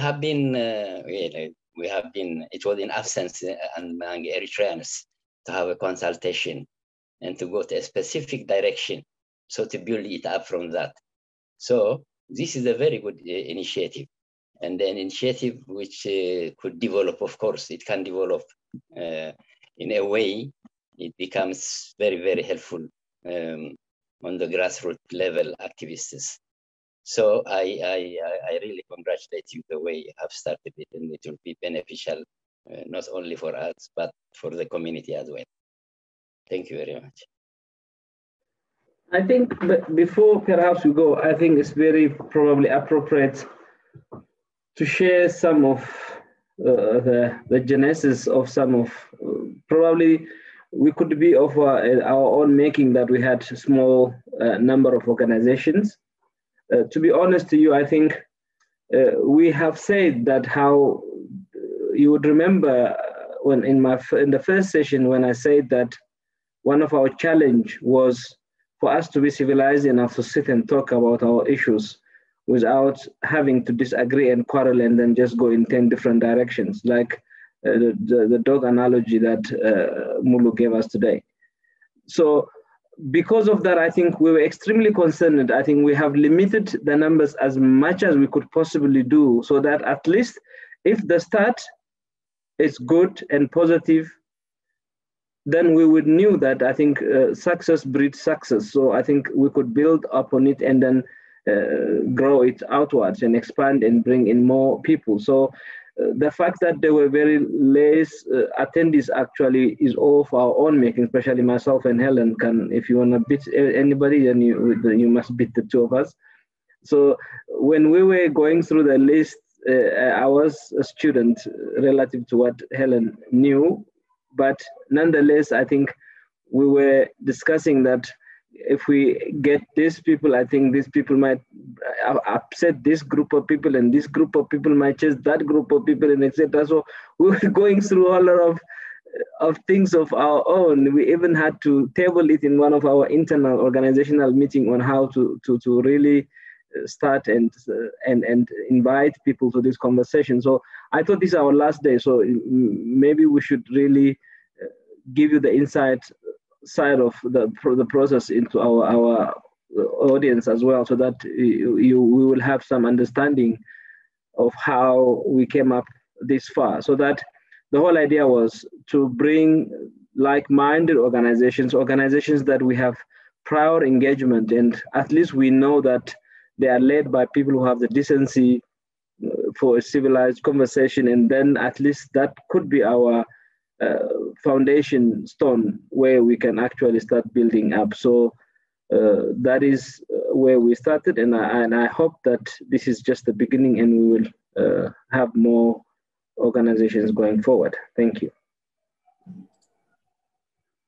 Thank you, Michael. I hope no one comes to beat you up. I think Helen also indicated this earlier on, that it's a pilot project. This is only just the beginning. So The hope is to continue with more people with different organizations.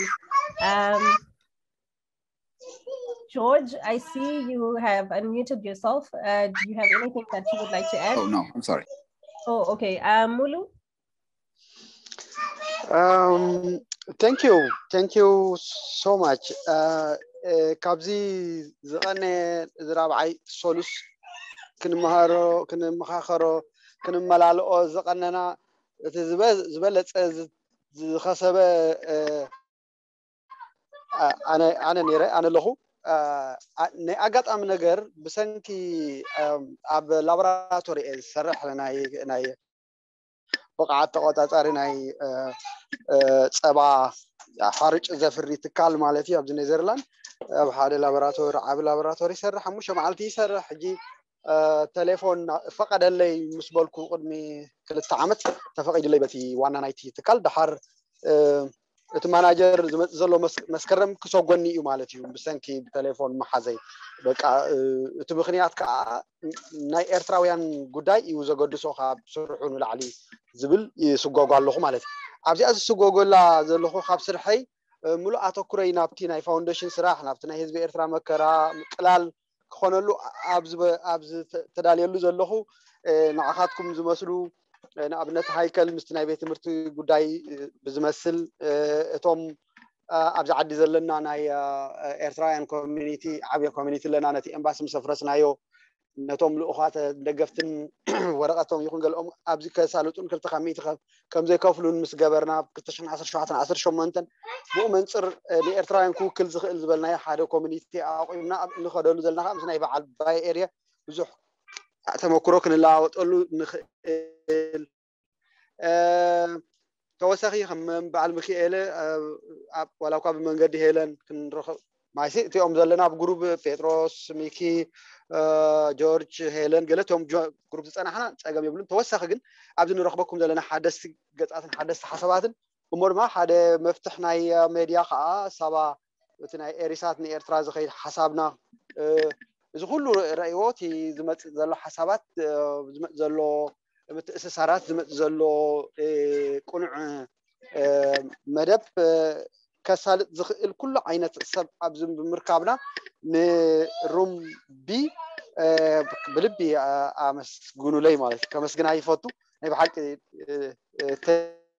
thank you heartfully Rumbi thank you for the effort that you have implemented to us and ቁሩብ ቲ እንግሊሽ እንዲናበይ ከም ጠፋ ሓያል ገይሩ ቱ ኤርትራ ብትግርኛ ግድያ ብዝሕ ነይረ ኮይኑ ፍሎው ምግባር ኣብይ ነበር ኩሉ ትብሎ ይሰምዐ ክዛረብ ግን ዝሕል ይብለ ብትግርኛ ክትክትበ ይድሓን ከም ውፅኢት ግን ኣብዚ ክንከዶ ዘለና እንታይ እዩ ውሳነ እዩ ዝተርፈና ነበር ሓሳብ ዘፍልቁ ኣለውና ዘርቀቁ ከዓ ማዕልያ ይብሎምን ብፍላይ ከም ተመክሮ ንፔትር እዚኣን ጌርካ ደብዳቤ ጽሒፍካ ስደድ አርቲክል ገይሩ ዘምጻ በጣም ጽቡቅ ስራሕ ይሰርሕ ሄለን ከምዝን በጽሕፈት ከሐኩሒ ተቆቆያ ሕጅኻ ኤሪሳት ካሳባ ዝግበሪ ቶም ካልኦት ኣሕዋተይ ኣብ ዘለኹም ብምልኦም ዓበኹም ዝናኣስኩም በጃኹም ከምዚ ቤት ንግበራ እታ ቤት እቶም ካልእ ብደገ ዘሎ ኣሕዋትና እንዳምጻና ከምዚ ጥቆሙላ ንግበር እሞ ቅድሚ ትማሊ ናብ ኣኮይ ደው ኢለ ናብ ኤርትራ ሓበሬታ ነይሩን ዘድልየን ከምጽእ ማለት እዩ ልሞት ፈሪደ ምስ ሓበሬታ ምስ ሓተትኮ እንታይ ኢሉኒ አንታ ሙሉ ኣጎስማይ ኣይቲ መጹና እንዲኹም ንሕና እኮ በዚ ቴሌቪዥን ተራእናኩ ብስ ጽባሕ ድሕሪ ጽባሕ ከዓ በዚ ክሳድ ቅልቅል ትብሉ እዩ ዝመስለና እሞ ትድንጉ ኢለኹም መን ኳሕ ከየብለልኩም ኢሉኒ ሕጅብ ህዝብና ይጽበየና እዩ ዘሎ ሓበሬታና ከዓ ይበጽሖ እዩ ዘሎ ግብርታትና ግን ውሳነ ይስእን ኣሎ ነዘን ውሳነታት እዚአን ሰኣን ምውሳድ ከዓ ብዙሕ ህዝቢ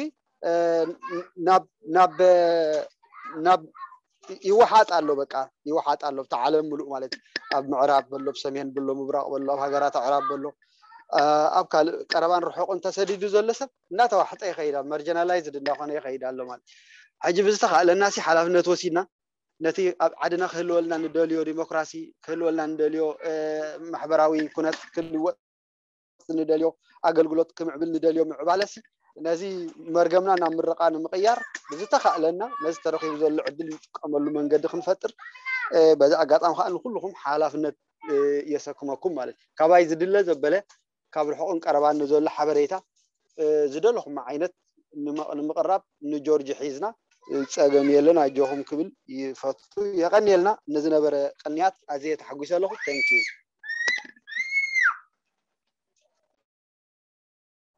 Yeah, it's a very a very emotional end to the process. I think what he has indicated is that I think he is saying that he has been the biggest beneficiary of this consultation session because he learned a lot, and he also shared a very not so nice story with us in that I think when he started working in a milk and flour quality control laboratory, initially he was not allowed to use telephone, so he asked to use telephone largely to follow up what is happening back home as well as with the Eritrean community. And that frequent use of telephone is telling us now that costed him his job, and he's just counting on his days of the last time, and he's literally been told that he's been dismissed, so he's waiting for, is just counting days down. I think that is what he shared with us. But what's importantly is that he also shared with us that using the social systems and social platforms and the community engagement that he indicated that they have never stopped fighting, especially from where they are. He indicated that they managed to actually defeat the government in the area that they are residing, including stopping the illegal 2% tax collections and stopping people supporting the government and stuff like that, to the extent that I think they have forced the embassy to close, etc., etc. But what he's appealing is that I think very importantly, he is emphasizing that we have a lot of qualified people in terms of bringing in good ideas and good plans and people who have capability in implementing ideas, but he's emphasizing that the lack of coordination is actually what is extending our exile, especially considering the disorientation and marginalization of those Eritreans in diaspora. The longer the change process takes, the more difficult it's going to be in terms of bringing normality to the Eritrean society. He also indicated that he does contact some of his relatives, and they are saying to him that Eritrea is at this point actually in no position to even defend itself, let alone really. So he is considering what we do outside on the television and the social media and etc. He thinks that tomorrow, after tomorrow, the people in Eritrea think that we're going to come home anytime soon. So the expectation and the hope at home is very big, but the fact that we lacked coordination and we didn't really pull together as society in exile, that is extending our misery in a way. That is what he emphasizes. So what he appealed also is that to keep this house, not just to keep it, but to grow this house that we have just created, so that we bring more and more people into this platform. I think it is in line with what Heikel said. I think he is of the opinion that we keep this platform and enrich it with more capable people.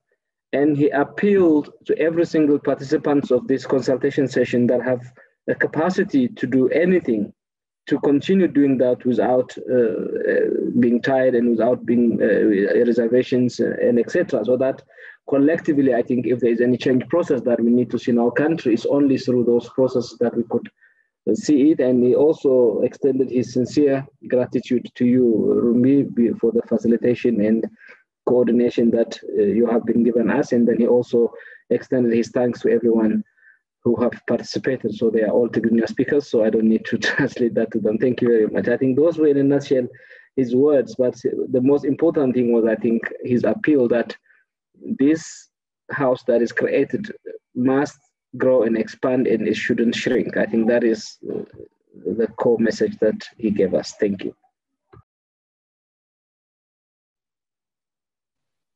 Thank you. Sorry, thank you, Mikael. I just wanted to say, I don't have, if anybody wants to be in the WhatsApp group, please email me your number, because I know I don't have Cassettes and I don't have Yikaalos, and I don't even think I have Ephraim's. I think it's just via email. I think everybody else, I do have their everybody that's in the meeting today, everybody else, I do have their mobile numbers. So if people also want to be taken off, the ones that I have your numbers, then please send me a text saying you don't want your number in the WhatsApp group, and I'll take you out of the group as well. So I just thought I'd mention that. Yeah, I'd like to thank everybody for their participation as well. It's been really invaluable. I have learned a lot. It's given us a lot of food for thought to see how we can really grow this. I think Mulu Burhan, in his experience of losing his job, kind of shows the amount of sacrifice that people are having to make in their lives to try and bring that change to Eritrea. So I think it is also everybody's responsibility that we all support each other, because this has affected us. It's affected me, not in this job, but previously in another job. And I think, not to the point of getting sacked, but it did have an impact on my job. So I think it's, I think it is critical that whether it's financially, morally, or in other ways, that we support each other, because we are not an island.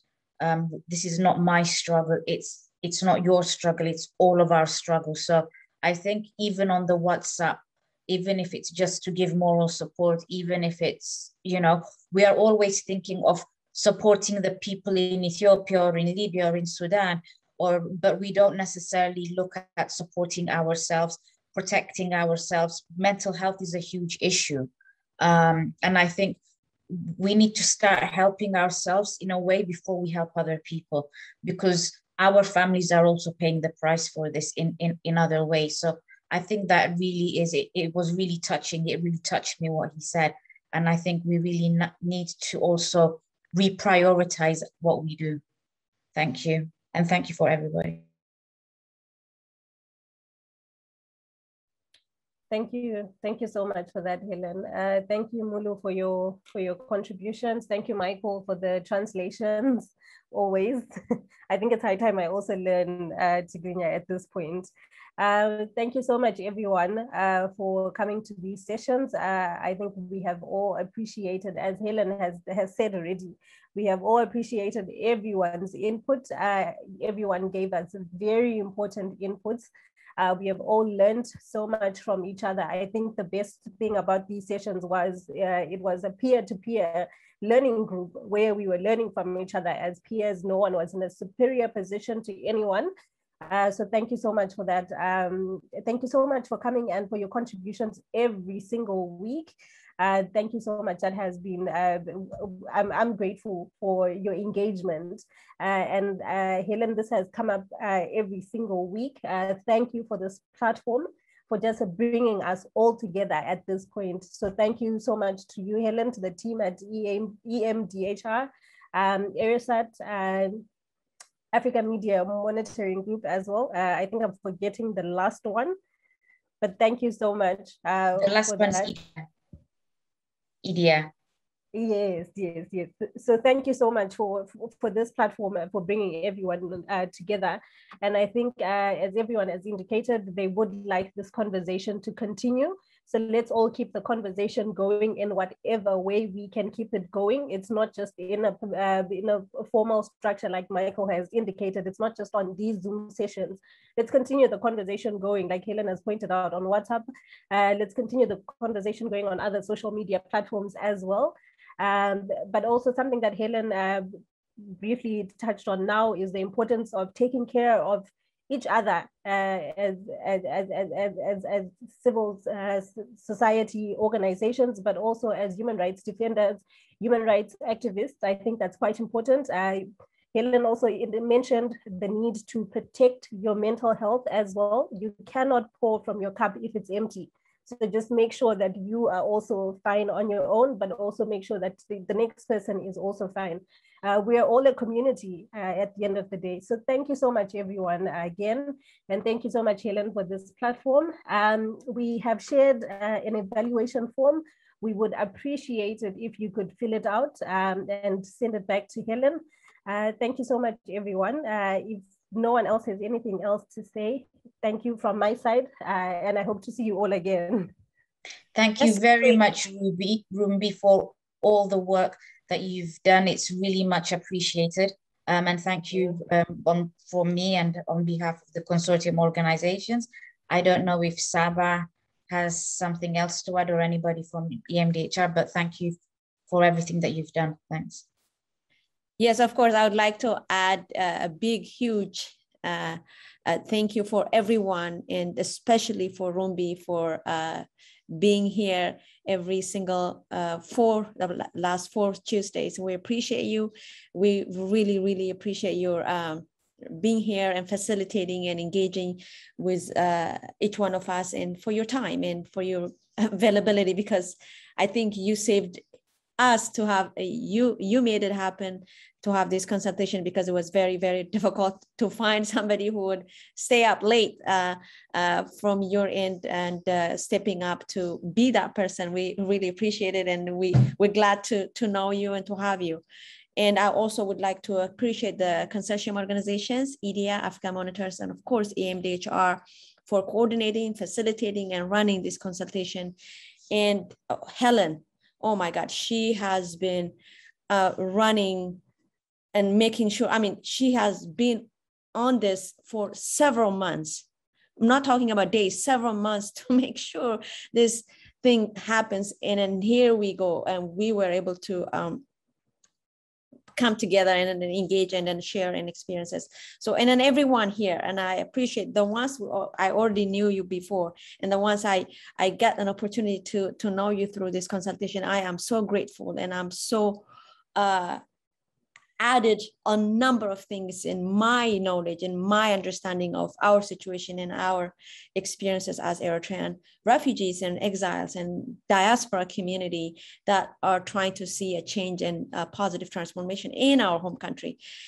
With that saying, and I would like to end us to remember that in addition to all that we accomplished individually, that we were able to produce something as a collaborative effort. The letter, we wrote a letter that we all gonna put our signatures on. And I would like Helen to say something about that. It's already on EMDHR's website.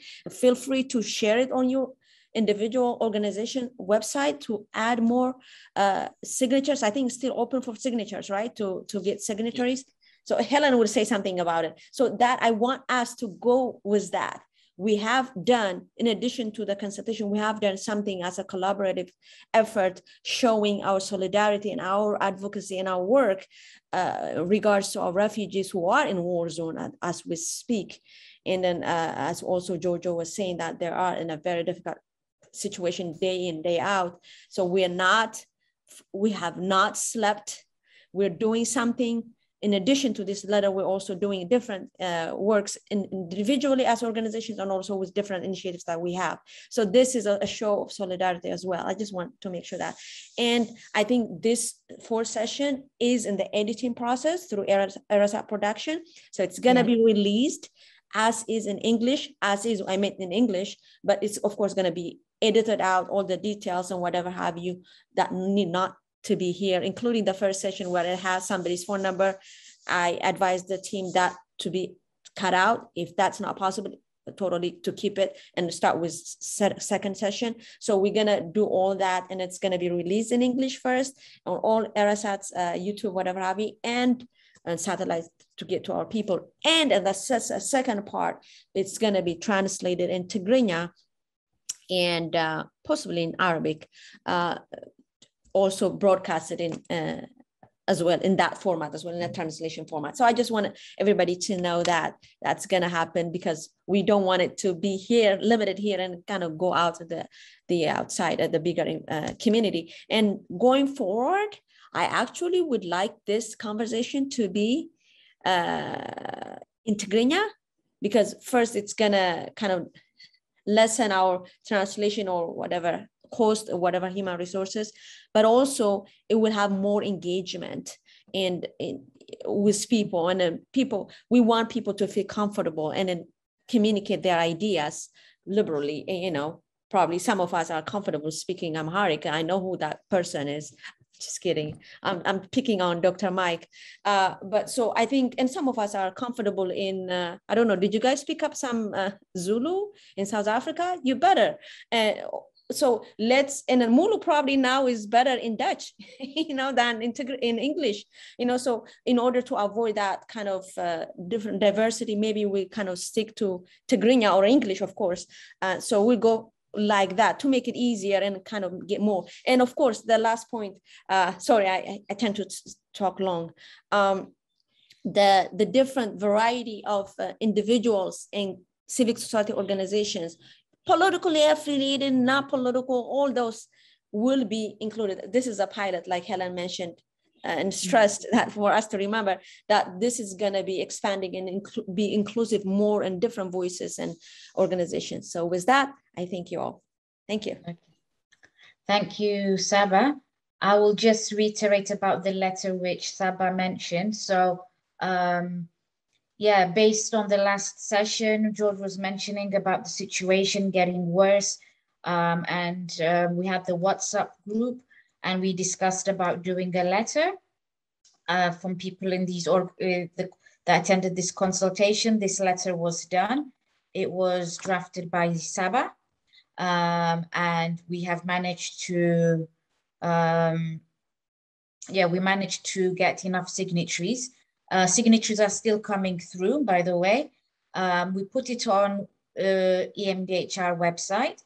We also put it on EMDHR Twitter, and it's really gone, it's really done really well.